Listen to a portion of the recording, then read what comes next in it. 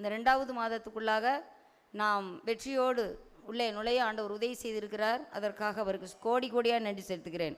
ஹல்லேலூயா.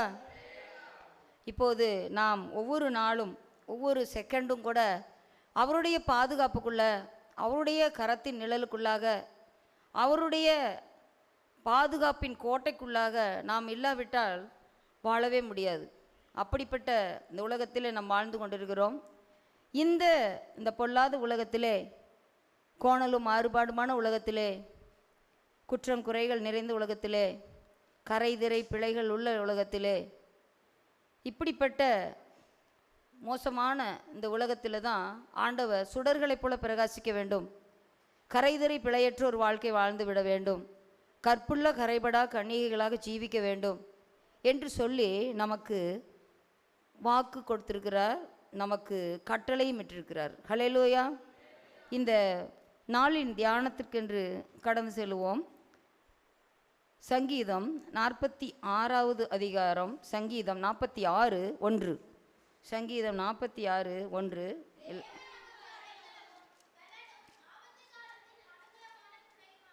ஹல்லேலூயா.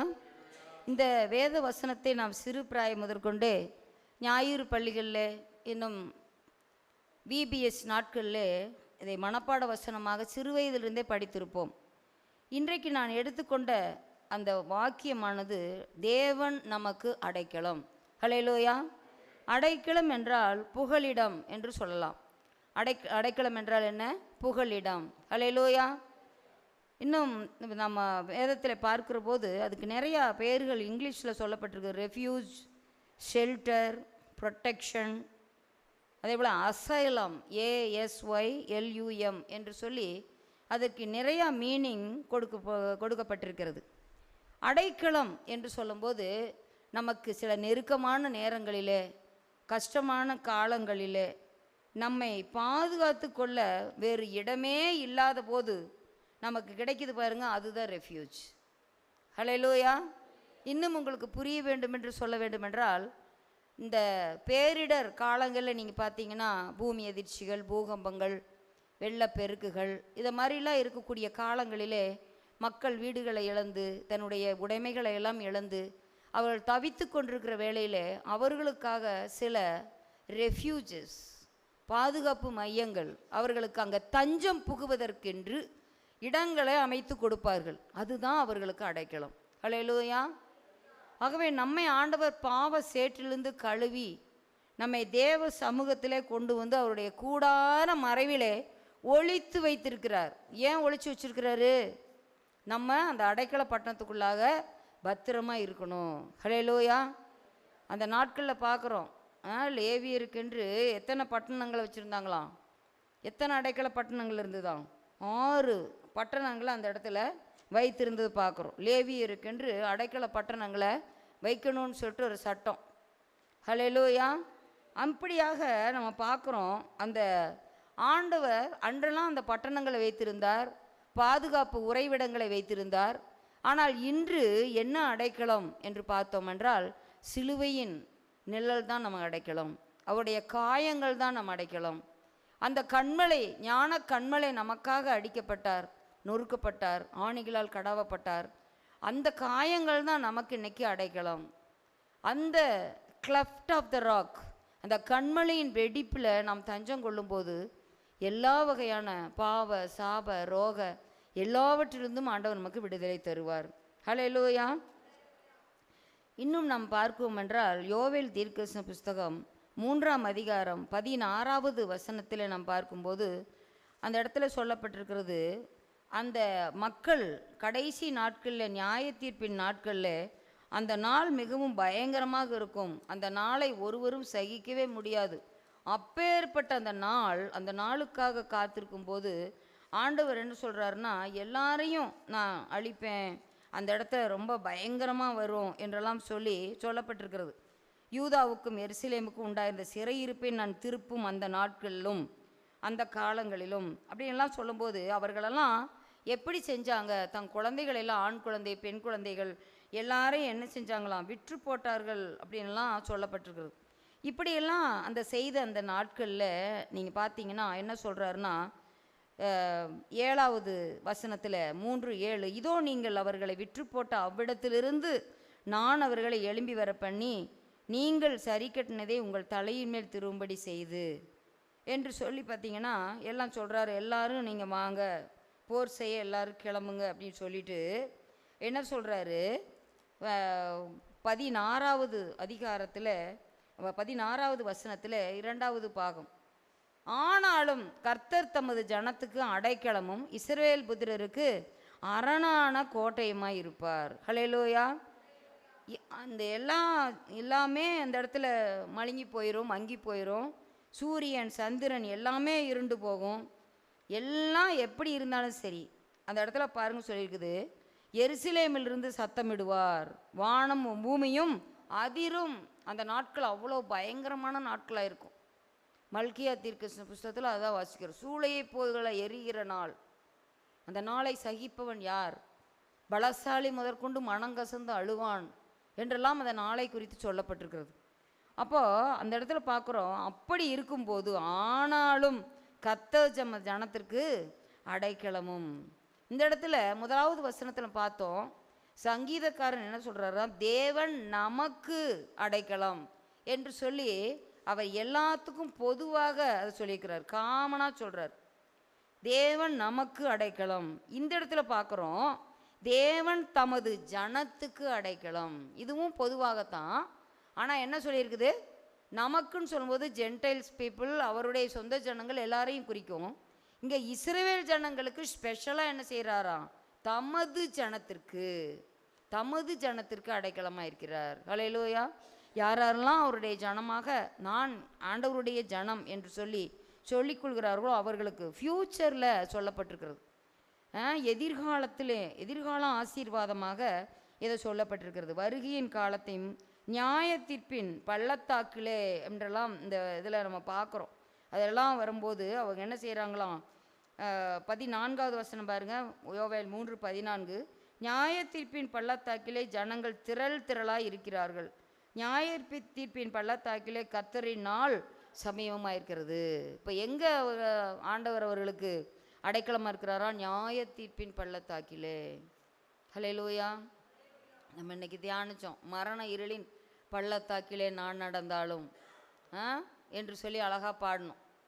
மரண இருளின் பள்ளத்தாக்கில் நடந்தாலும் தேவரீர் என்னோடு கூட இருக்கிறீர், உமது கோலும் உமது தடியும் என்னை தேற்றும்னு சங்கீதக்காரர் சொல்கிறார். இந்த இடத்துல பாருங்கள் என்ன பள்ளத்தாக்குன்னு சொல்லியிருக்குது, நியாய தீர்ப்பின் பள்ளத்தாக்கு. நியாய தீர்ப்பின் பள்ளத்தாக்கு பார்த்தீங்களா, எப்படி கொண்டாந்து ஆண்டவர் அந்த இடத்துல நியாய தீர்ப்பின் பள்ளத்தாக்கில் போய் நின்றாலும் அவர் தமது ஜனத்துக்கு எப்படி இருக்கிறாரா, அடைக்கலமாக இருக்கிறார். ஹல்லேலூயா. இதில் பார்க்கும்போது பார்த்தீங்கன்னா ஆண்டவர் என்ன சொல்கிறாருன்னா, கர்த்தரே அவர்களுக்கு அடைக்கலமும் அரணான கோட்டையுமா இருக்கிறார். அடைக்கலம் அரண் என்று சொல்லி இந்த இடத்துல பார்க்குறோம். ஏசாயா 4:6வது வசனத்தை பார்ப்போம். ஏசாயா 4:6, ஏசாயா தீர்க்கதரிசி புஸ்தகம்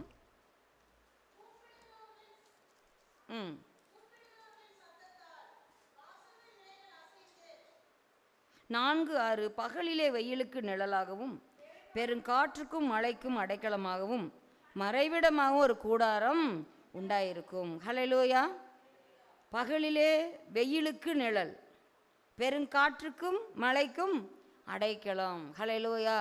இந்த இடத்துல நம்ம என்ன பார்க்குறோன்னா, இன்னும் ஒரு வசனத்தை கூட வாசிப்போம். ஏசாயா 25:4, ஏசாயா 25:4, சீரல்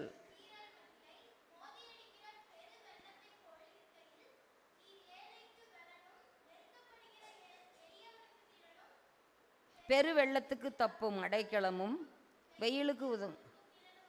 ஹல்லேலூயா. கொடூரமானவர்களின் சீரல், மதிலை மோதி அடிக்கிற பெருவெள்ளத்தை போல் இருக்கையில். பார்த்தீங்கன்னா இந்த இடத்துல பெருவெள்ளம்னு எதை சொல்கிறாங்க, கொடூரமானவர்களின் சீரல். கொடூரமானவர்களின் சீரல்லாம் விசுவாச பட்டியல் வர்றவங்களெல்லாம் எவ்வளோ கஷ்டப்படுத்தினாங்க. சிங்கக்கபி, சுட்டெரிக்கும் அக்கினி, வாழால் அறுப்புடுறது, இது மாதிரி நிறையா காரியங்கள் அவரெல்லாம் பார்த்துருக்காங்க. சூறை செடியின் சோர்வு, கொடூரமானவர்களின் சீரல் எப்படிலாம் உங்களுக்கு வந்தது.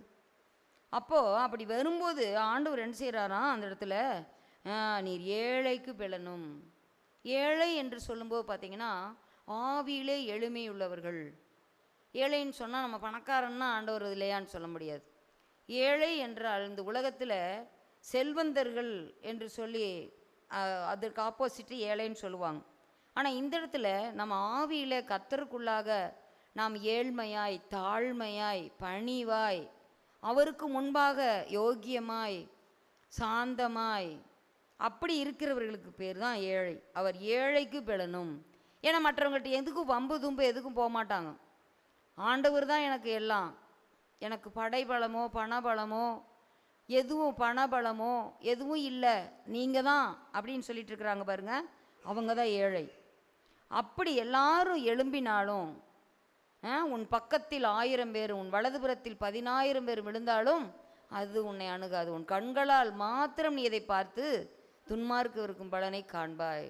நீங்கள் நின்று கொண்டு கவனியுங்கள். கர்த்தர் இன்றைக்கு காணும் எகிப்தினை நீங்கள் ஒருபோதும் காண்பதில்லை. ஹல்லேலூயா. நின்று கொண்டு நாம் பார்த்தா போதும். நீங்கள் சும்மா இருங்கள், யுத்தம் கர்த்தருடையது. ஹல்லேலூயா. இப்போ இந்த இடத்துல பாருங்கள், அவங்க வரும்போது நம்ம எதுவுமே இல்லை, ஆண்டவர் நமக்கு அடைக்கலமாக இருக்கிறார், ஏழைக்கு பலனாக இருக்கிறார், நெருக்கப்படுகிற எளியவனுக்கு திடனாக இருக்கிறார். அதோடு கூட இந்த எல்லா கொடூரமானவர்களின் சீரல், பகைவர்களின் பகைப்பு, தூசணம், பம்பு, வாது எல்லாம் அதெல்லாம் வரும்போது வழக்கு இவைகளெல்லாம் வந்ததுன்னா அந்த இடத்துல நமக்கு கவலைப்பட வேண்டியதில்லை. பெரு வெள்ளத்துக்கு தப்பும் அடைக்கலாம். அவங்க நினைக்கலாம் ஒருவேளை நாம் இவங்க மேலே இவ்வளவுலாம் தொல்லை கொடுக்கும்போது, இவங்க மேலே இவ்வளவுலாம் நம்ம டார்ச்சர் பண்ணும்போது, டார்கெட் பண்ணும்போது அவங்க என்ன செஞ்சுருவாங்க, எப்படி பெருவெள்ளம் வந்தால் என்ன செய்யும், எல்லாரையும் அடிச்சுட்டு போயிடுறதுக்கு முன்னால் நிற்க முடியுமா? ஒருவரும் நிற்க முடியாது. ஆகவே இவங்க அவ்வளோதான், அப்படியே எல்லாம் கூண்டோட கைலாசம் போயிடுவாங்க அப்படின்னு நினச்சிட்டு இருந்திருக்கிற அந்த சூழ்நிலையில் ஆண்டவர் என்ன செய்கிறாராம், பெரு வெள்ளமாகிய கொடூரமானவர்களின் சீரலிருந்து ஆண்டவர் என்ன செய்வாராம், நம்மை காக்கிற தெய்வமாக இருக்கிறார். ஹல்லேலூயா. அந்த நேரத்தில் அடைக்கலமாக இருக்கிறார். ஆகவே நாம் எதற்கும், பூமி நிலை மாறினாலும், மலைகளே பெய்ந்து நடுச்சமத்தில் சாய்ந்து போனாலும் நாம் என்ன செய்ய வேண்டியதில்லை, பயப்பட வேண்டியதில்லை. ஹல்லேலூயா. அவரெந்தன் கண்மலை, அவரெந்தன் கண்மலை, நான் ஒருபோதும் தோற்று போவதில்லை. நான் என் கர்த்தர் என்னோடு என் பக்கமாக இருக்கிறபடியால், அவர் என் வலது பார்சத்தில் இருக்கிறபடியால் நான் அசைக்கப்படுவதில்லை. ஹல்லேலூயா. ஆகவே அவர் அடைக்கலமாக இருக்கும்போது நம்ம என்ன செய்ய மாட்டோம், அசைய மாட்டோம். ஹல்லேலூயா. ஆகவே இந்த இடத்துல நம்ம பார்க்குறோம், நம்மை பார்த்தா ஒரு சிறு கூட்டமாக தான் தெரியும். ஆனால் ஆண்டவர் அந்த சிறு கூட்டத்தை பார்த்து என்ன சொல்கிறார், பயப்படாதே சிறுமந்தையே என்று ஆண்டவர் நம்மை பார்த்து சொல்லுகிறார். ஹல்லேலூயா. உலகத்தின் பார்வையில் லட்ச லட்சமா, ஆயிரமா, கோடி கோடியா ஜனங்கள் ஒன்றிணைந்து இருக்கிறது பெரும்பான்மை என்று சொல்லலாம். ஆனால் நம் பக்கத்தில் கர்த்தர் நம் பட்சத்தில் இருந்தால் நாம தான் என்னது, பெரும்பான்மை. ஹல்லேலூயா. ஆண்டவர் நம்மை அப்படியாக அவர் நமக்கு அடைக்கலமாக இருக்கும்போது நாம் இந்த ஆசீர்வாதங்களை சுதந்திரிக்க முடியும். அடுத்தது பாருங்க என்ன சொல்லுது, உபாகமம் 33:27 நம்ம வாசிக்கும்போது, அனாதி தேவன் உன் அடைக்கலம், அவர் நித்திய புயங்கள் உனக்கு ஆதாரம் என்று அதிலே நாம் வாசிக்கிறோம். இட்டர்னல் காட், அனாதி தேவன், அவருக்கு முதலும் இல்லை முடிவும் இல்லை, ஆதியும் அந்தமும் இல்லாதவர், அவரே தான். அது அவருக்குன்னு எந்த இதுவும் சொல்ல முடியாது. ஏன்னா பூமி உண்டாக்கும் போது பிதாவாகிய தேவன் வார்த்தையினால் சகலத்தை உண்டாக்கும் போதும் அவருடைய செல்ல பிள்ளையாய் அவருடைய மடியிலே வீற்றிருந்த இயேசு கிறிஸ்து, பரிசுத்த ஆவியானவர் ஜலத்தின் மேல் அசைவாடி கொண்டிருந்தார். பூமி உண்டாகும் முன்னே ஆதியிலேயே அவர் இருக்கிறார், அந்தத்திலும் அவர் இருக்கிறார். ஆவியும் மணவாட்டியும் வா என்பார்களாக, கேட்கிறவர்களும் வா என்பார்களாக. வெளிப்படுத்தின விசேஷம் வரைக்கும் அவங்க எல்லாரும் மூவரும் ஒன்றாகவே இருக்கிறார்கள். ஹல்லேலூயா. இப்போ இந்த இடத்துல பாருங்கள், அனாதி தேவன் உனக்கு அடைக்கலம், அவருடைய நித்திய புயங்கள் உனக்கு ஆதாரம். அதைத்தான் அந்த நாட்களிலே பாடி வச்சிருக்காங்க. அநாதி தேவன் உன் அடைக்கலமே, அவர் நித்திய புயங்க ஆதாரமே. அநாதி தேவன் உன் அடைக்கலமே, அவர் நித்திய புயங்கள் உனக்கு ஆதாரமே. இந்த தேவன் என்றென்றும் உள்ள சதா காலமும் நமது தேவன், மரண பரியந்தம் நம்மை நடத்திடுவார். ஹல்லேலூயா. அப்போ அப்படிப்பட்ட தேவனை தஞ்சமாக கொண்டிருக்கிறோம், அடைக்கலமாக கொண்டிருக்கிறோம். ஆகவே நாம் எதற்குமே கவலைப்பட வேண்டியது இல்லை. இப்போது நான் அந்த அடைக்கலம் என்கிறதுல 3 தலைப்புகளை உங்களுக்கு சொல்லி இந்த செய்தியை நிறைவு செய்ய இருக்கிறேன். உயர்ந்த அடைக்கலம். முதலாவதாக நம்ம சிந்திப்பது என்ன? உயர்ந்த அடைக்கலம். 2 சாமுவேல் 22வது அதிகாரம் 2, 3 ஆகிய வசனங்களை வாசிப்போம். 2 சாமுவேல் 22வது அதிகாரம் 2, 3. கர்த்தர் என் கன்மலையும் என் கோட்டையும் என் இரட்சகருமானவர், தேவன் நான் நம்பியிருக்கிற துர்கமும் என் கேடகமும் என் இரட்சணிய கொம்பும் என் உயர்ந்த அடைக்கலமும் என் புகலிடமும் என் இரட்சகருமானவர், என்னை வல்லடிக்கு நீங்களாக்கி ரட்சிக்கிறவர் அவரே. ஹல்லேலூயா. என்னை வல்லடிக்கு நீக்கி ரட்சிக்கிறவர் அவரே. இந்த இடத்துல நீங்கள் கவுண்ட் பண்ணியிருந்தீங்கன்னா 10 குணாதிசயத்தை இந்த இடத்துல சொல்லப்பட்டிருக்கிறது. 2, 3 ஆகிய வசனங்களில் ஆண்டவரை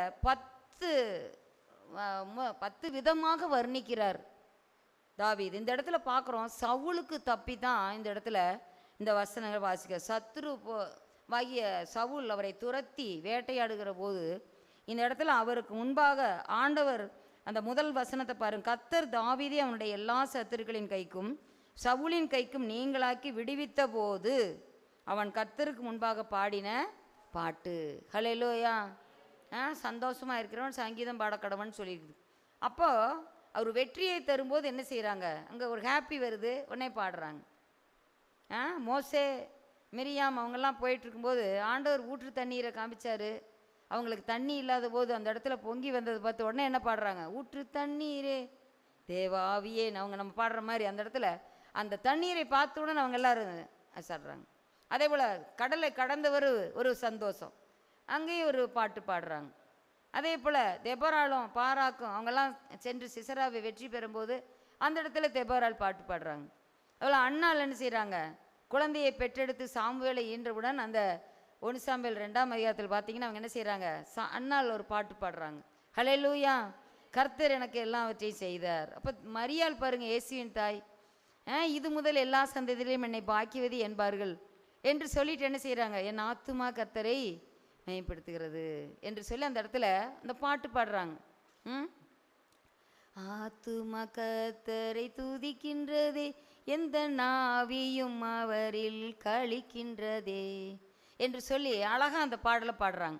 அப்போது ஒவ்வொரு இடத்துலையும் பார்க்குறோம், யாரெல்லாம் தங்கள் வாழ்க்கையில் வெற்றிகளை, நன்மைகளை, ஆசீர்வாதங்களை சுதந்திரித்து கொண்டார்களோ அங்கெல்லாம் பாடல் தான். ஹல்லேலூயா. தாவீதினுடைய வாழ்க்கையில் பாட்டுக்கு தலைவன் என்று சொல்லி சொல்லுகிறோம். அதே போல் அவனுடைய மகன் என்று பார்க்கும்போது அவருடைய மகன் சாலமோனும் சளைத்தவர் அல்ல. எப்படி அப்பா எப்போ பார்த்தாலும் சுரமண்டலத்தை வச்சு பாடிக்கிட்டு இருக்கிறத பார்த்துக்கிட்டே இருந்த சாலமோன் என்ன செய்கிறாரு? அவரும் பாடல்கள் எழுதுகிறார். நீதிமொழிகள், பிரசங்கி, உன்னத பாட்டு, இதெல்லாமே என்னது? சங்கீத புத்தகங்கள், எல்லாமே பாடல் புத்தகங்கள். அப்போது அவங்களும் என்ன செய்கிறாங்க? அந்த அவருடைய பாடல்களை பாடுகிறத பார்க்குறோம். ஆகவே நம்முடைய வாழ்க்கையில் கூட பார்த்திங்கன்னா இந்த இடத்துல ஆண்டவர் நம்ம செய்த எண்ணி முடியாத நன்மைகளெல்லாம் நினைத்து பாடணும். இந்த இடத்துல என்ன சொல்லப்பட்டிருக்கிறது? என்ன சொல்லப்பட்டிருக்கு அந்த இடத்துல பாருங்கள். நான் தேவன் நான் நம்பி இருக்கிற துருகம், என் கேடகம், என் இரட்சணிய கொம்பு, என் உயர்ந்த அடைக்கலம். ஹல்லேலூயா.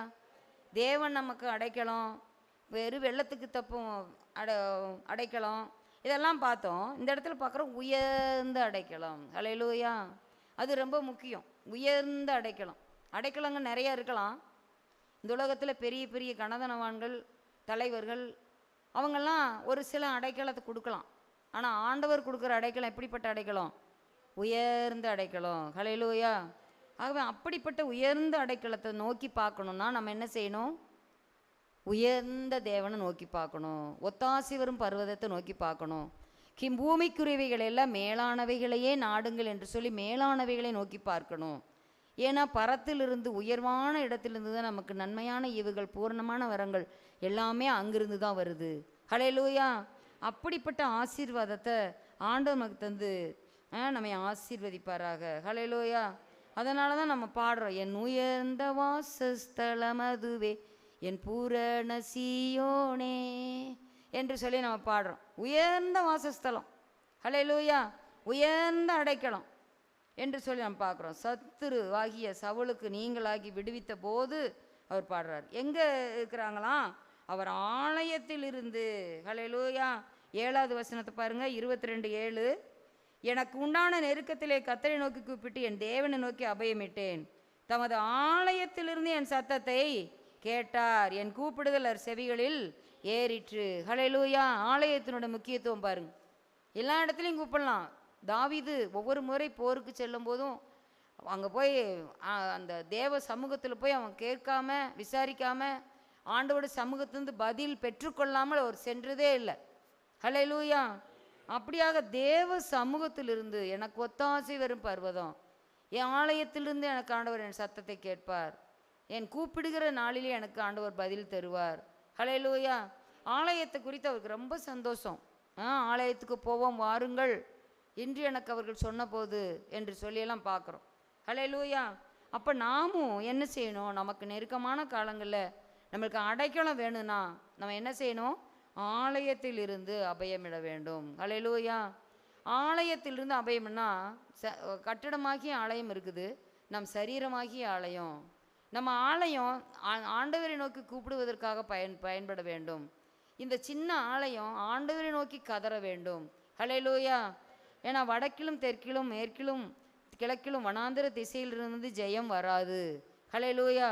ஆகவே ஆண்டவர் நம்மை விடுவிக்கிற தெய்வமாக இருக்கிறார், நம்ம உயர்த்துகிற தெய்வமாக இருக்கிறார், ஆசீர்வதிக்கிற தெய்வமாக இருக்கிறார், நம்மை பரவசப்படுத்தக்கூடிய ஆண்டவராக இருக்கிறார், நம்மை மேன்மைப்படுத்தக்கூடிய ஆண்டவராக இருக்கிறார். அதை தாவீது நன்கு உணர்ந்தவர். ஆடு மேய்த்து கொண்டிருந்தவன் அரசனானான். அடிமையாய் கொண்டு செல்லப்பட்ட யோசேப்பு பெரிய அதிபதியானான். 40 வருடம் ஆடுகளை மேய்த்து கொண்டிருந்த மோசே பெரிய ஒரு தலைவனாய் இரட்சகனாய் எழும்பி வருகிறான். நிறையா அது மாதிரி நிறையா காரியங்கள் இருக்குது. அடிமையாய் கொண்டு செல்லப்பட்டவர்கள் அதிபதிகளானார்கள், தானியேலும் நண்பர்களும்.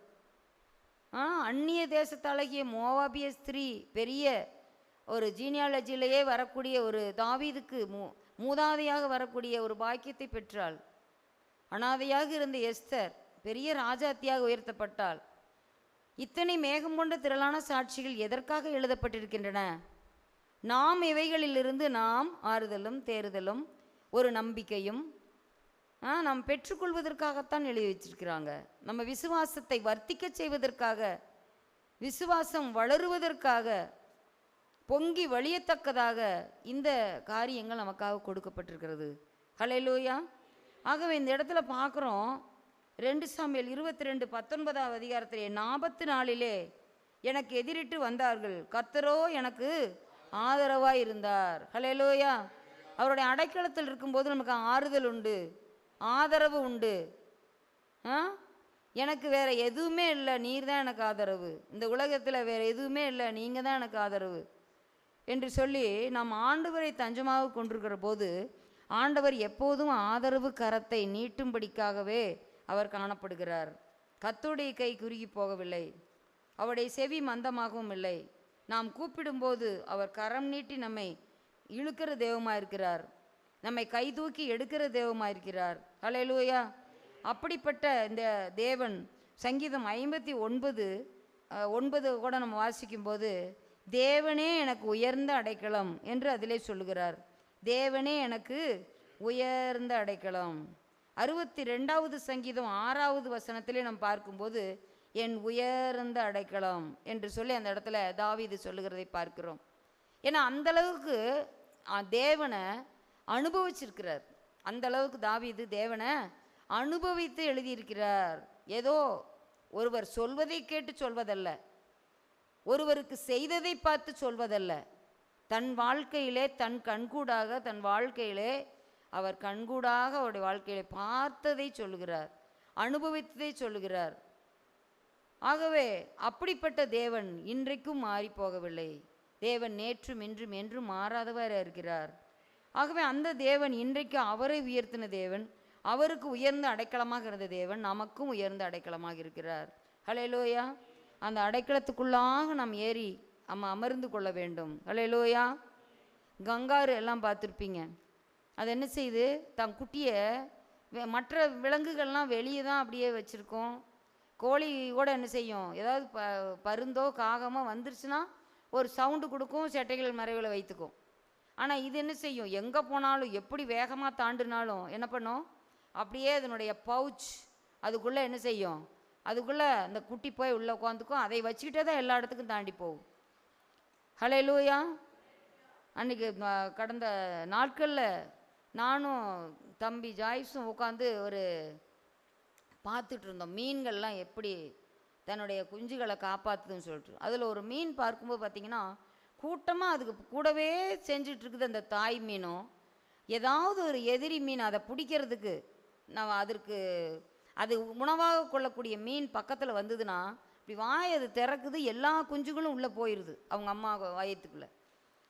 போயிட்டு திரும்ப அவங்க அந்த மீன் அதை பிடித்து சாப்பிடக்கூடிய அந்த சத்துரு போயிடுச்சுன்னா உடனே திரும்ப வாயை திறக்குது, எல்லாம் வெளியே வருது. எப்படி பாதுகாக்குது பார்த்தீங்களா? அது மாதிரி ஆண்டவர் நமக்கு உயர்ந்த அடைக்கலமாக இருக்கிறார். ஒரு சாதாரண விலங்கே இப்படி தன்னுடைய குஞ்சுகளை காப்பாற்றுதுன்னா நம்மை படைத்த தேவனுக்கு இன்னும் எவ்வளோ நம்ம மேலே அக்கறை இருக்கும்.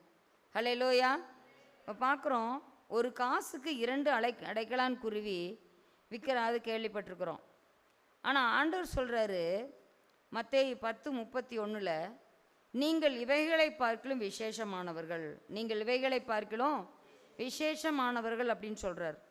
அவ்வளவு அற்பமாக இருக்கக்கூடிய அந்த அடைக்கலான் குருவிக்கே எங்கே இடம் கிடைக்குதான், உன் பீடங்கள் அண்டையில். ஹல்லேலூயா.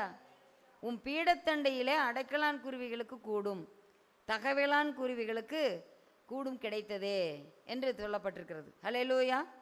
அதே போல் இன்னும் பார்த்தீங்கன்னா கண்மலையில் அது ரொம்ப அப்படியே பலவீனமான ஒரு பாண்டமாக இருந்தாலும் கூட என்ன செய்தான், கண்மலையிலே தன்னுடைய வீட்டை தோண்டும் குழிமுசல்கள் அப்படின்னு பார்க்குறோம். அதெல்லாம் அடைக்கலம் ஆண்டவர் அவளுக்கு கொடுக்குறாங்களாம். சாதாரண விலங்குகள், ஒரு அடைக்கலான் குருவி, ஒரு குழிமுசல், ஒரு குட்டியாக இருக்கும் சின்னதாக, அது அந்த மலையவே என்ன செய்தான் தோண்டி அதுக்குள்ளே அடைக்கலம் புகுதான். பாருங்கள், சாதாரணமாக இருக்கக்கூடிய அந்த விலங்குகளுக்கே ஆண்டவர் இவ்வளவு ஒரு அடைக்கலம் கொடுக்கும்போது அவருடைய சாயலில், அவருடைய மகிமையில், அவருடைய ரூபத்தின்படி அவருக்காகவே படைக்கப்பட்ட ஜனங்களுக்கு ஆண்டவர் நன்மையை கொடுப்பாரா கொடுக்க மாட்டாரா? ஹல்லேலூயா. ஹல்லேலூயா. சரி, அடுத்ததாக பார்க்குறோம் பலத்த அடைக்கலம். இரண்டாவதாக என்ன பார்க்குறோம், பலத்த அடைக்கலம். சங்கீதம் 71:7 வசனத்தை வாசிக்கும்போது, கர்த்தர் எனக்கு பலத்த அடைக்கலமாய் இருக்கிறீர் என்று சொல்லி நம்ம அந்த இடத்துல வசனத்தில் வாசிக்கலாம். இங்கே வாசிங்க பார்க்கலாம்.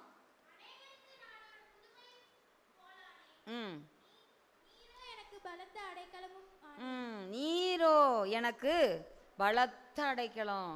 ஹல்லேலூயா. பார்க்குறோம், உயர்ந்த அடைக்கலம்னு பார்த்தோம். அடுத்து என்ன பார்க்குறோம், பலத்த அடைக்கலம். Strengthen, mighty, mighty, mighty refuse, refuse. ஆகவே இந்த இடத்துல பார்க்குறோம், கர்த்தர் நீரோ எனக்கு பலத்த அடைக்கலம். 91:2 கூட பார்க்கும்போது, நீரன் அடைக்கலம், என் கோட்டை, என் தேவன், நான் நம்பி இருக்கிறவர் என்று சொல்லும்போது ஃபஸ்ட்டு வசனத்தில் என்ன சொல்லியிருக்குது, உன்னதமானவருடைய மறைவு, சர்வ வல்லவருடைய நிழல். அவள் உன்னதம் என்று சொல்லும்போது அது எவ்வளோ ஒரு பலத்த ஒரு அடைக்கலமாக இருக்கும் என்று சொல்லி பார்க்குறோம். அவருடைய கரத்தில் நிழல் இருக்கிறோம்.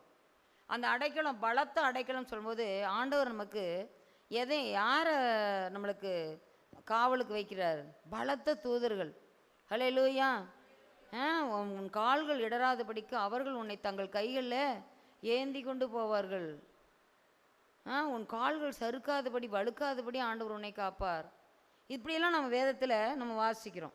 அப்போ பாருங்க, 94வது சங்கீதம் 22வது வசனத்தை வாசிங்க.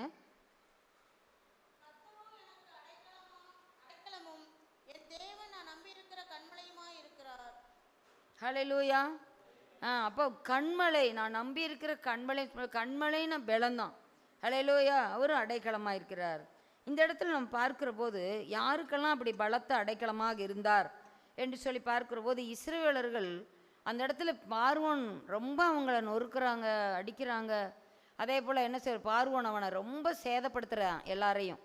அவங்க ரொம்ப சீரழிய பண்ணுகிற அந்த வேளையில் இந்த பார்வோனுக்கு முன்பாக அவர்கள் என்ன செய்கிறாங்க, அந்த இடத்துல 10 வாதைகள், ஒரு பலத்த கையையும் ஓங்கிய புயத்தையும் ஆண்டவர் அந்த இடத்துல நிரூபித்து காட்டினார். அல்லேலூயா. பலத்த கையினாலும் ஓங்கிய புயத்தினாலும் அந்த பார்வோனுடைய அனைத்து காரியங்களையும் ஆண்டவர் வெற்றி கொண்டு அவங்கள வெளியே கூட்டிகிட்டு வர்றார். அதோடு கூட அவங்க என்ன செய்கிறாங்க, பகலில் மேகஸ்தம்பமும் இரவில் அக்னி ஸ்தம்பமும் அவர்களுக்கு பலத்த அடைக்கலமாக இருந்தது. அந்த அக்னி ஸ்தம்பமானது என்ன செஞ்சுது, அந்த கடல் நீர் அவங்களுக்கு வந்து இவங்களுக்கு அது வெளிச்சம் கொடுக்கறதா இருந்தது. பார்வோனின் சேனைக்கு அது அவங்கள கலங்கடிக்கிறதாக இருந்தது. ஹல்லேலூயா. பலத்த அடைக்கலம். அதே போல் செங்கடல், யோர்தான் இதெல்லாம் வந்தது அவங்க முன்னால். ஆனால் என்ன செஞ்சது, எல்லாம் ஜெயித்துதா? சமுத்திரத்தின் அலைகளையும் திரைகளையும் ஆண்டவர் அப்படியே 2 பாகமாக பிரித்து வச்சுட்டார். ஹல்லேலூயா. எப்படி நம்ம வந்து மார்க்கெட்லாம் பார்த்தீங்கன்னா ஒரு மூட்டை அவரைக்காய் வெண்டைக்காயெல்லாம் கொண்டு வருவாங்க, அதை எப்படி என்ன செஞ்சுருவாங்க, கூறு கட்டி வைப்பாங்க. பார்த்துருக்கீங்களா? ஒரு கூறு 20 ரூபா 10 ரூபாய்ன்னு வைப்பாங்க. நம்ம ஆண்டவர் காய்கறியோ இதையெல்லாம் கூறு போடுறவரில்ல, எதையவே கூறு போட்டார். தண்ணீரையே, கடல் தண்ணியவே இந்த பக்கம் ஒரு கூறு அந்த பக்கம் ஒரு கூறு. ஹல்லேலூயா. அதே போல் ஒரு யோர்தான் நதி என்ன செஞ்சுதான், மேலிருந்து கரை கொண்டு ஓடி வருகிற நீர் ஒரு குவியலாக நின்றது. ஹல்லேலூயா. பார்த்தீங்களா? ஒரு குவியலாக நின்றுச்சான் யோர்தான் நதியே கொஞ்ச நேரம் ஓடாம. ஹல்லேலூயா. அப்போ இதெல்லாம் என்னது, பலத்த செயல்கள். ஹல்லேலூயா. அவருடைய பலத்த அடைக்கலத்தை நம்ம கண்கூடாக இந்த இடத்துலலாம் காண முடியுது. அதோட எரிகோ பெரிய பலத்த ஒரு கோட்டை. ஆனால் அந்த பலத்த கோட்டையை எந்த புல்டோசர் வச்சோ ஜேசிபி வச்சோ அதனுடைய உதவியினால் தகர்க்கல. எதனால் தகர்த்தாங்க? துதியின் ஆயுதம், உடன்படிக்கை பெட்டி. இதன் மூலமாக என்ன செஞ்சாங்க, எரிகோ வீழ்ந்தது, செங்கடல் யோர்தான் தோற்றது, பார்வோன் அவன் சேனைகளும் வீழ்ந்து மடிந்து நொறுங்கியது. ஹல்லேலூயா. அவர்கள் விழுந்து நொறுங்கினார்கள், நாங்களோ எழுந்து நிமிர்ந்து நிற்கிறோம். ஹல்லேலூயா. ஆண்டவர் நம்மை அப்படிப்பட்ட ஒரு பலத்த அடைக்கலத்துக்குள்ளாக ஆண்டவர் நம்மை வைத்திருக்கிறார். இன்னும் பார்த்தீங்கன்னா எலியாவும் கேயாசியும் கர்மேல் பருவத்தில் இருக்கும்போது சீரிய இராணுவம் அவர்களை தொடர்ந்து வரும்போது என்ன செய்கிறாங்க, அவங்கள சேதப்படுத்த வரும்போது ஆண்டவர் அங்கே மலை முழுவதும் அக்கினிமயமான குதிரை வீரர் படையினாலும் அந்த இடத்துல தூதர்களாலும் அந்த இடத்துல சுற்றிலும் ஆண்டவர் கோட்டையாக இருந்தார். 2 பேருக்கு 2 தூதன் போதும். ஆனால் அந்த இடத்துல என்ன செய்கிறாரு, ஒரு பெரிய ஒரு சேனையவே கொண்டாடுறாரு. ஹல்லேலூயா. ஆகவே நாம் நினச்சிட்ருக்கலாம் நம்ம ஒருத்தர் தான் இருக்கிறோம். நீங்கள் இதுவாக தான் இருக்கு. என்கிட்ட அடிக்கடி நிறைய பேர் கேட்பாங்க, நம்ம குழந்தைகள்லாம் நம்ம வீட்டில் ஆளுக்கு 2 குழந்தைங்க வச்சுருக்குறோன்னு வைங்க, ஒரு குழந்தைய கல்யாணம் பண்ணி கொடுத்துட்டோம்னா நம்ம எத்தனை பேர் இருப்போம்? 3 பேர் தான் இருப்போம். அப்படி தானே? ஆனால் கேட்கும்போது எல்லாருமே என்கிட்ட சொல்லுவாங்க, அப்போ நீங்கள் தம்பி அவங்கள தான் 3 பேர் தாங்களா அவங்க வீட்டில் அப்படிம்பாங்க. அவங்களுக்கு ஒருவேளை 3 பேர் தான் தெரியும். ஆனால் நம்ம கூட எத்தனை பேர் இருக்கிறாங்க? தூதர் சேனையே இருக்குது. ஹல்லேலூயா. அப்போது அந்த மாதிரி இருக்கும்போது நாம் ஒரு துளி கூட என்ன செய்ய வேண்டியதில்லை, பயப்பட வேண்டியதே இல்லை.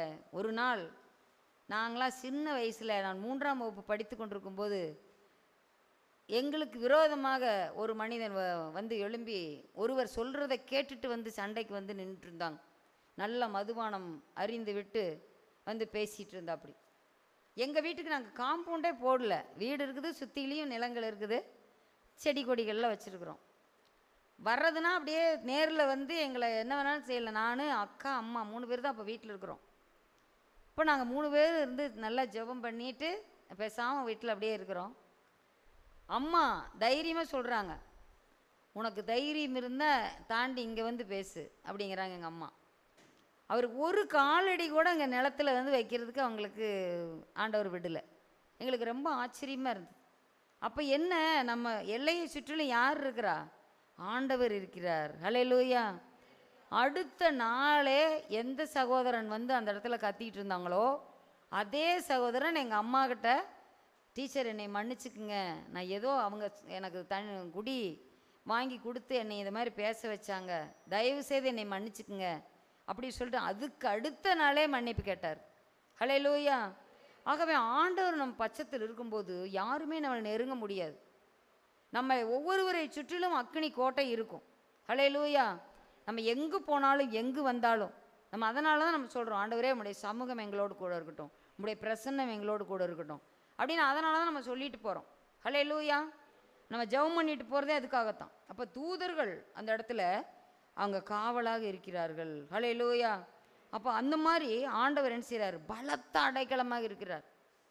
ஒன்று நம்மளுக்கு எதுவுமே செய்ய முடியாது. ஹல்லேலூயா. மூன்றாவதாக சிலுவையாகிய அடைக்கலம். மூன்றாவதாக என்னது? சிலுவையாகிய அடைக்கலம். கண்மலை வெடிப்பில் நம்மளுக்கு ஆண்டவர் புகலிடம் கொடுத்துருக்கிறாரு. அன்று மோசேயின் நாட்களில் கொள்ளுவாய் சர்ப்பம் கடித்தவர்கள் எல்லாம் வெண்கல சர்ப்பத்தை நோக்கி பார்த்தாங்க. அதை நோக்கி பார்த்தவர்கள் பிழைத்தார்கள். ஆனால் இன்றைக்கு நமக்கு வெண்கல சர்ப்பமெல்லாம் இல்லை. அன்னைக்கு மோசே வெண்கல சர்ப்பம் செஞ்சு வச்சாருன்னு சொல்லிட்டு நம்ம இன்னைக்கு அதே மாதிரி ஒரு வெண்கல சர்ப்பத்தை செஞ்சு மற்ற இறை வழிபாடு உள்ளவர்களைப் போல பாம்பையும் பள்ளியையும் நம்ம என்ன செய்ய வேண்டியதில்லை, உயர்த்தி வைக்க வேண்டிய அவசியம் இல்லை. நமக்கு யார் உயர்த்தப்பட்டார்? வானத்துக்கும் பூமிக்கும் நடுவாக கர்த்தராகிய இயேசு கிறிஸ்து மரத்திலே அன்று எப்படி வெண்கல சர்ப்பத்தை வைத்தார்களோ அது மாதிரி அவர் உயர்த்தப்பட்டிருக்கிறார். ஆகவே அந்த சிலுவையை யார் நோக்கி பார்க்கிறார்களோ அவர்கள் பிழைப்பார்கள். கொள்ளிவாய் சர்ப்பம் கடித்தவர்கள் மட்டும்தான் அந்த இடத்துல பிழைச்சாங்க. ஆனால் இங்கே என்ன சர்ப்பம் கடிச்சிருந்தாலும் சரி, என்ன சோதனை வந்தாலும் சரி, என்ன வியாதி வந்தாலும் சரி, அவரை நோக்கி பார்த்தால் நாம் பிழைப்போம். ஹல்லேலூயா. ஆகவே அப்படிப்பட்ட பாவங்கள், சாபங்கள், ரோகங்கள் இதிலிருந்து விடுதலை அளிக்கும் சிலுவை, சிலுவையாகி அடைக்கலம். உலகம், மாம்சம், பிசாசு இந்தவைகளிலிருந்து விடுதலை அளிக்கும் சிலுவை. கண்களின் இச்சை, மாம்சத்தின் இச்சை, ஜீவனத்தின் பெருமை இவைகளிலிருந்து விடுதலை அளிக்கும் அந்த சிலுவையாகி அடைக்கலம். ஹல்லேலூயா. கிறிஸ்துவின் அடைக்கலத்தில் சிலுவையின் மாநிழலில் கண்மலை வெடிப்பதனில் புகலிடம் கண்டு கொண்டோம். கண்மலை வெடிப்பதனில் புகலிடம் கண்டு கொண்டோம். கெர்ச்சிக்கும் சிங்கங்களும் ஓநாயின் கூட்டங்களும், கெர்ச்சிக்கும் சிங்கங்களும் ஓநாயின் கூட்டங்களும், கார்மேக இருட்டினில் தீபமாய் இளங்கிடும் கர்த்தரால் ஜெயம் வருமே. ஆம், கிறிஸ்துவின் அடைக்கலத்தில் சிலுவையின் மாநிழலில் கண்மலை வெடிப்பதனில் புகலிடம் கண்டு கொண்டோம். கண்மலை வெடிப்பதனில் புகலிடம் கண்டு கொண்டோம். ஹல்லேலூயா. கண்மலையின் வெடிப்பு தான் நமக்கு இன்னைக்கு புகலிடம். ஹல்லேலூயா. அப்படியாக புகலிடமாக கொண்ட நமக்கு பூஸ்டாக சொல்லக்கூடிய 5 காரியங்களை சொல்லி இந்த இடத்துல நான் ஜபத்திற்குள்ளாக கடந்து செல்லலாம். யோபுவின் புஸ்தகம் 1:10 நாம் பார்க்கிற போது சாத்தான் சொல்லுகிற ஸ்டேட்மெண்ட்டாக இது சொல்லப்பட்டிருக்கிறது. யோபு 1:10. நான் அவன் வீட்டையும் அவனுக்கு உண்டான எல்லாவற்றையும் சுற்றி வேலியடைக்கவில்லையே இல்லையா? அவன் கைகளின் கிரியையை ஆசீர்வதித்தீர், அவனுடைய சம்பத்து தேசத்தில் பெருகிற்று. போதும் போதும். என்ன சொல்லியிருக்குது? நீர் அவனையும் அவன் வீட்டையும் அவனுக்கு உண்டான எல்லாவற்றையும். இப்போ தான் உங்களுக்கு நான் அந்த உதாரணத்தை சொன்னேன். என்னுடைய வாழ்க்கையில் ஆண்டவர் செய்ததை, நம்மை சுற்றிலும் நம் வீட்டை சுற்றிலும் நமக்கு உண்டான உடைமைகளை சுற்றிலும். பார்த்தீங்களா எப்படி ஆண்டவர் வேலி அடிச்சிருக்கிறார்? இன்றைக்கி பார்க்குறோம் எல்லாமே. ஒரு ஒரு சுற்று, 2ஆம் சுற்று, 3ஆம் சுற்று, 5 சுற்று காவல், 7 சுற்று காவல் அப்படின்லாம் சொல்லி பார்க்குறோம். இன்றைக்கி நம்மளுக்கெல்லாம் அந்த சுற்றை காட்டிலும் பெரிய சுற்று. ஹல்லேலூயா. அதெல்லாம் கூட சில சமயம் மாறி போகும், விலகி போகும், அது பயப்படுவாங்க.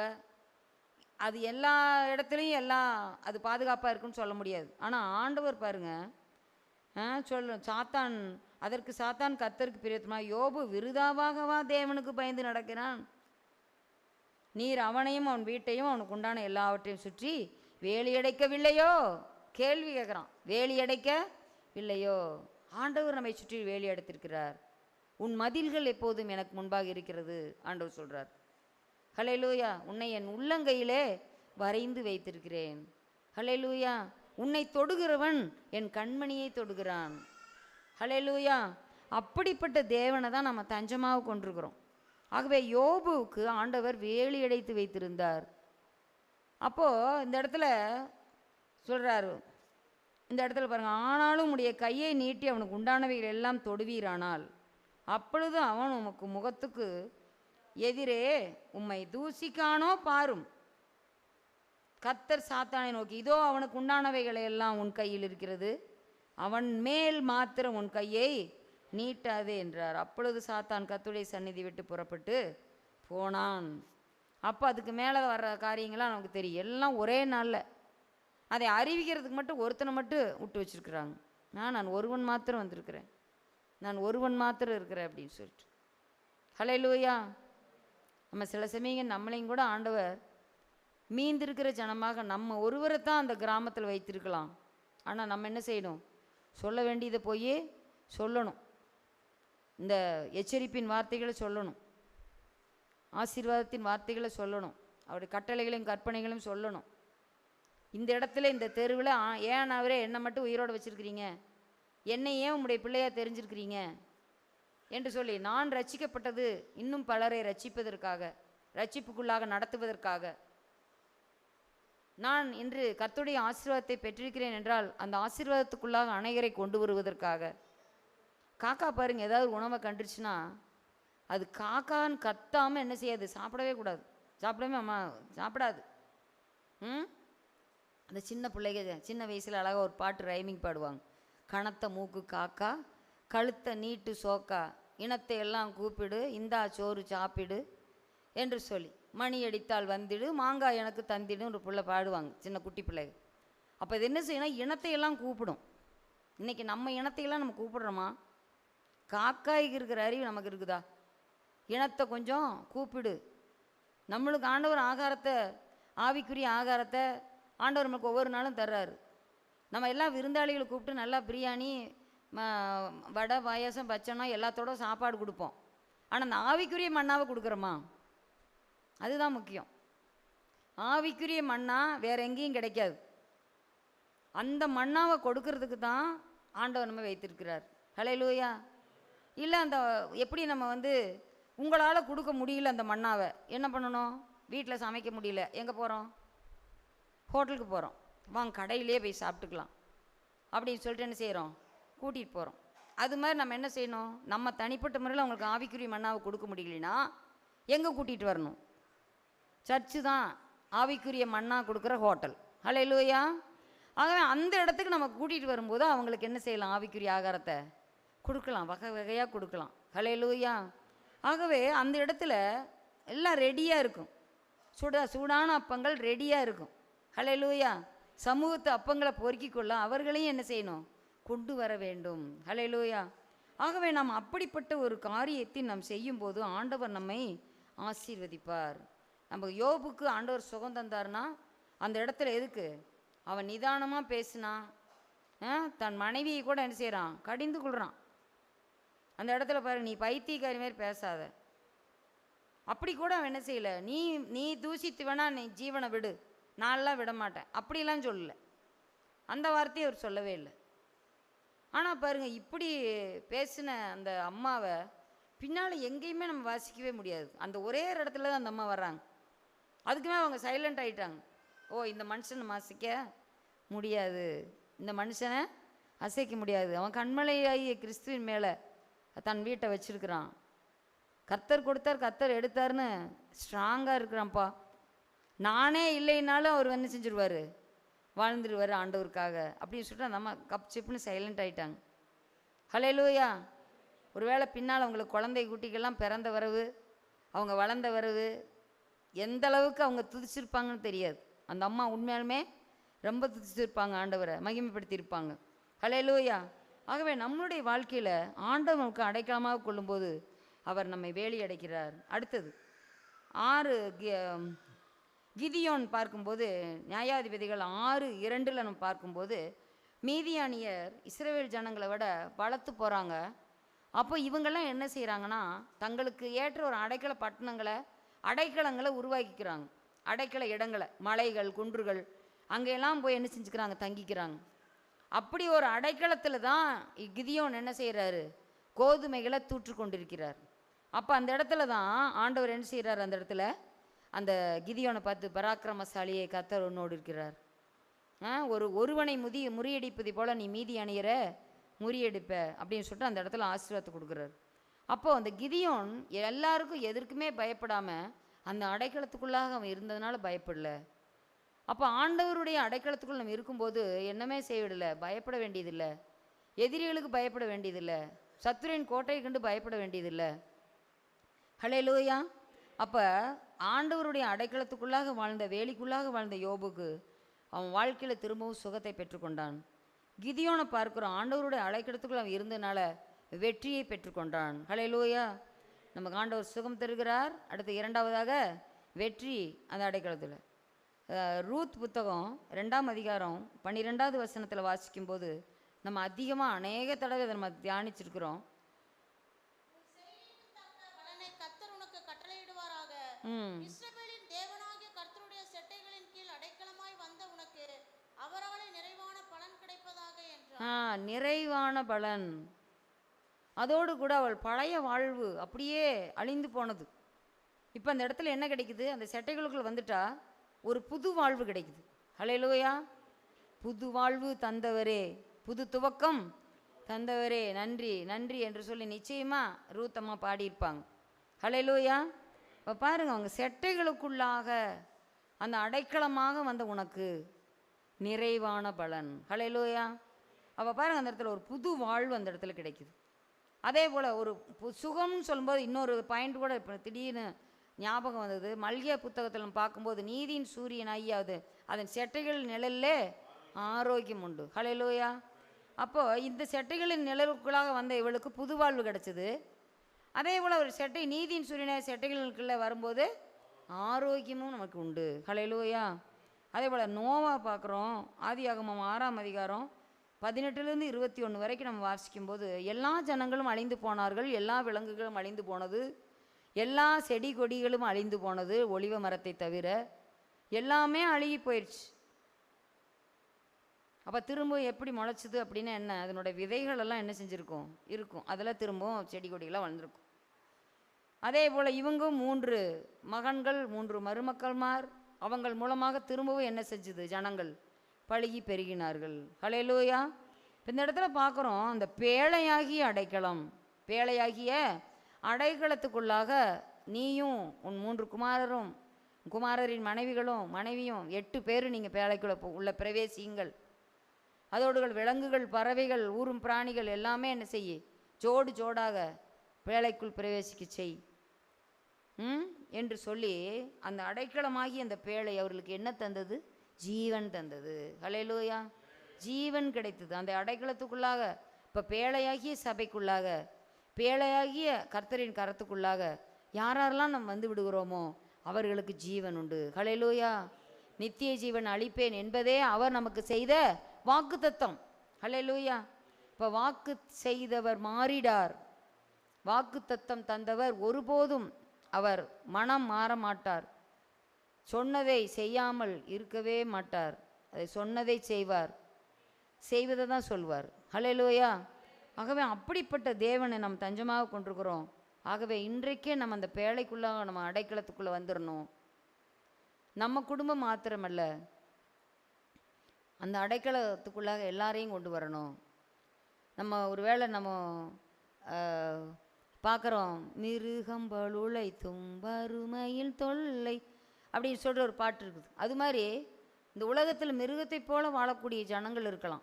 பணம் பணம் பணம் பணம் அப்படியே வெறியே இருப்பாங்க. மற்றவங்களை எப்படியோ, யார் தலைமையில ஏறியோ நம்ம முன்னேறிடணும் அப்படியெல்லாம் இருப்பாங்க. எல்லாம் சீனியாரிட்டியும் கீழே தள்ளிட்டு நம்ம என்ன பண்ணிடணும்? மேலே போயிடணும். பணம் பாதாளம் வரைக்கும் பாயும்பாங்க. பணம் எங்கே வேணாலும் பாயும். ஆனால் ஆண்டவருடைய பலன் நம்மோடு கூட இருந்தால் போதும், அவர் நமக்கு அடைக்கலமாக இருந்தால் போதும், நம்ம உயர்ந்த நிலையில் அன்னை கொண்டு வந்து விடுவார். ஹல்லேலூயா. ஆகவே இந்த இடத்துல பார்க்குறோம், நம்ம இந்த அப்படிப்பட்ட பொல்லாத ஜனங்கள், மிருகத்தை போல் இருக்கக்கூடியவங்க, சாதுவாக இருக்கக்கூடியவங்க, அந்த விலங்குகள் சொல்கிறேன், அவங்களெல்லாம் உள்ளே கொண்டு வந்தாங்கல்ல, அது மாதிரி அவர்களை போல் இருக்கக்கூடிய ஜனங்களை கூட நம்ம கொண்டு வந்து நல்ல ஒரு மனிதர்களாக இவர்களை மாற்ற வேண்டும். ஹல்லேலூயா. லேவியோன் பாருங்க, தன்னைவே காயப்படுத்திட்டு கல்லறையில் குடியிருந்தான். ஆனால் ஆண்டவர் ஒரு நாள் அந்த வழியில் வரும்போது அந்த தெக்கப்போலியில் இருந்த அவனை ஆண்டவர் என்ன செஞ்சார்? தூரத்துலேருந்து வரும்போதே கட்டளையிட்டுட்டார். உடனே அந்த பிசாசுகள் என்னை துன்பப்படுத்துகிறீர் அப்படின்னு சொல்லி அப்போ சொல்லும்போது, நாங்கள் எங்களை அனுப்புறதா இருந்தால் அந்த பன்னி கூட்டத்தில் அனுப்புங்க. எல்லாம் போய் விழுந்து செத்துருச்சு, 2000 பன்னி. இப்போ பாருங்கள், லேகியோன் என்றால் 2000 அப்படின்னு அர்த்தம். அத்தனை பேர் போய் விழுந்துருச்சு.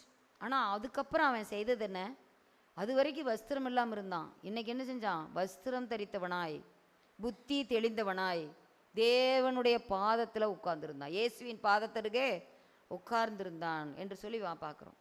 அது மாதிரி இன்றைக்கும் கூட அநேக முரட்டாட்டமாக இருக்கிறவர்கள், கடூரமானவர்கள், கொடூரமானவர்கள், கோபப்படுகிறவர்கள், மதி அற்றவர்கள், சண்டைக்காரர்கள், வீம்பு பேசுகிறவர்கள், பொறாமைக்காரர்கள், தூஷணக்காரர்கள், எதிர்ப்பாளர்கள், சாபமிடுகிறவர்கள் அநேகர் இருக்கலாம்.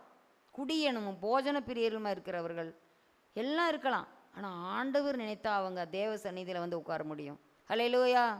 இன்றைக்கி ஆண்டவரோடு ஜெபம் பண்ணுங்க. அவங்கெல்லாம் ஆண்டவரே, லேகியோனை திருத்தின தெய்வமே, லேகியோனை வஸ்திரம் தரித்து புத்தி தெளிந்தவனா உங்களுடைய பாதத்தில் உட்கார வைத்த தேவனே, எங்கள் வீட்டில் இப்படி லேகியோனை போல் இருக்கக்கூடிய, எங்கள் குடும்பத்தில் எங்கள் உறவுகளில் இருக்கக்கூடிய அநேகர் இப்படி இருக்கிறாங்களே, அவங்களையும் ரட்சிப்பின் வஸ்திரத்தை உடுத்தி அவர்களை நல்ல புத்தியின் வழியில் புத்திமான்களாய் நீதிமான்களாய் உங்களுடைய சமூகத்தில் உட்கார வைங்க ஏசப்பா என்று சொல்லி நம்ம கேட்கும்போது நிச்சயமாக ஆண்டவர் செய்வார். ஹல்லேலூயா. அடுத்ததாக எஸ்தர் பார்க்கும்போது அந்த இடத்துல பாருங்கள், ஆதரவே நீங்கள் தான், என் அடைக்கலமே கத்ததான் அப்படின்னு அவள் வாழ்ந்தான். தாய் தோப்பு இல்லாதவளை ஆதரவு கரத்தை நீட்டி முர்தேகாய் வளர்த்துனாங்க. அதுக்கப்புறம் பாருங்கள், அவளுக்கு எல்லா சூழ்நிலையும் ஆண்டவர் மட்டுமே அவளுக்கு ஆதரவும் தேர்தலுமாக இருந்து அவளை ஆதரித்த தேவன் அவங்க ஜனத்தையே ஆதரிச்சிட்டார். ஹல்லேலூயா. அந்த ஜெபம் என்கிற அந்த அடைக்கலத்துக்குள்ளே அவங்க வந்துட்டாங்க. அந்த உபவாசம் என்கிற அடைக்கலத்துக்குள்ளே அவங்க வந்துட்டாங்க. உபவாசம் இருந்து ஜெபிக்கும்போது நாம் ஒரு கொஞ்ச நேரம் உபவாசம் ஆண்டவரோடு செய்யக்கூடிய வாசம்தான். உபதலைப்பு அப்படிங்கிறமில்ல, சப் ஹெட்டிங். அது மாதிரி ஆண்டவரோடு இருக்கக்கூடிய இந்த வாசம் குறைந்த நேரமாக இருக்கலாம், ஆனால் அது நிறைந்த ஆசீர்வாதத்தை தரக்கூடிய காரியமாக இருக்கிறது. ஹல்லேலூயா. அவள் 3 நாள் ஜெபித்தா. ஆனால் அவள் வாழ்க்கையில் அதற்கு பிறகு 300 ஆண்டுகள் வரைக்கும் கூட யூத ஜனங்களுக்கு வெற்றி கிடைத்தது. ஹல்லேலூயா. அதுபோல் அவங்க கொஞ்ச நேரம் ஒரு வேளை ஜெபிக்கலாம், ஆனால் ஆண்டவர் அதை அந்தரங்கத்தில் ஜெபிக்கிற ஜெபத்தை வெளியரங்கமாக ஆண்டவர் பலன் தருகிற தெய்வமாக இருக்கிறார். சூசா நகரம் கலங்கின சூசா நகரம் கழித்தது. ஹல்லேலூயா. அப்படியா ஆண்டவர் மாற்றக்கூடிய தெய்வமாக இருக்கிறார். ஆகவே நாமும் கூட நம்முடைய எப்படிப்பட்ட கிரிட்டிக்கலான சுச்சுவேஷனில் கூட நமக்கு எதுவுமே இல்லை, எந்த ஜனமும் எங்களுக்கு உதவியாக இல்லை, எங்களுக்கு சப்போர்ட்டாக நிற்கலை, எங்களுக்கு சாட்சியாக சொல்லலை, எங்களுக்கு நாங்கள் கலங்கி நிற்கிற வேளையில் எங்களுக்காக ஒரு வார்த்தை பேச மாட்டாங்களா, எங்களுக்காக இந்த காரியத்தில் எங்களுக்கு உதவியாக இருக்க மாட்டாங்களா என்று சொல்லி நாம் சுற்றிலும் ஏறெடுத்து பார்த்தோம் என்றால் ஒருவரையும் காணோம். நன்மை செய்கிறவன் ஒருவனாகிலும் இல்லை. ஆகவே ஆண்டவர் சமூகத்திலிருந்து எனக்கு ஒத்தாசை வரும் என்று சொல்லி அவரை நோக்கி பார்த்தாங்க. அவர் அவர்களுக்கு அடைக்கலம் கொடுத்தார். ஹல்லேலூயா. ஆகவே அப்படிப்பட்ட ஆசீர்வாதத்தை இந்த நாட்களை நமக்கும் ஆண்டவர் தந்து நம்மை பலப்படுத்துவாராக. அந்த உயர்ந்த அடைக்கலத்துக்குள்ளாக பலத்த அடைக்கலத்தை, சிலுவையாகி அடைக்கலத்தை நாம் தஞ்சமாக கொள்வோம். ஆண்டவர் நம்மை ஆசீர்வதிப்பாராக.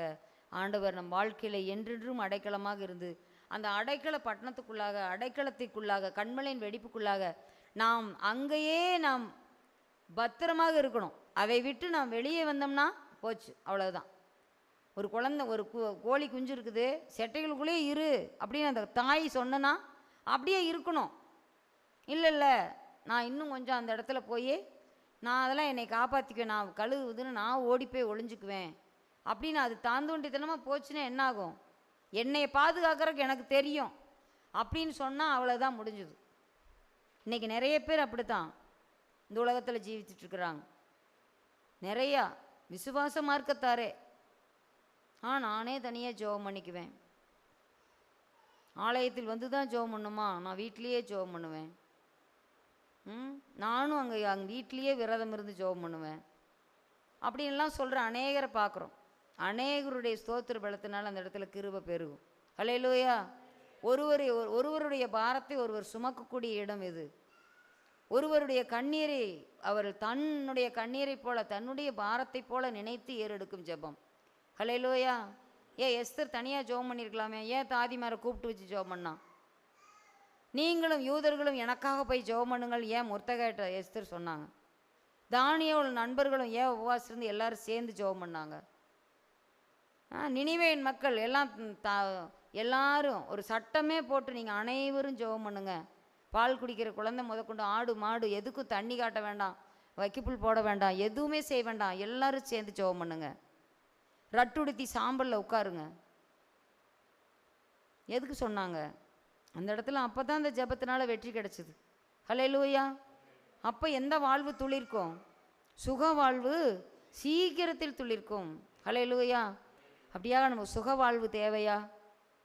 பலன் தேவையா? நமக்கு எல்லா விதமான அடைக்கலம் தேவையா? ஜீவன் தேவையா? அதோட வெற்றி தேவையா? புது வாழ்வு தேவையா? ஆண்டவர் தருவார். அந்த அடைக்கலத்துக்குள்ளே வந்துட்டா போதும், அங்கே எல்லாமே உண்டு. நீங்கள் என்னென்ன ஆசீர்வாதங்களை லிஸ்ட்டு போட்டு வச்சுருக்கிறீங்களோ அத்தனை ஆசீர்வாதத்தையும் ஆண்டவர் நமக்கு தர பெஸ்ட்டாக இருக்கிறார். ஹல்லேலூயா. நாம் ஜெபிப்போம்.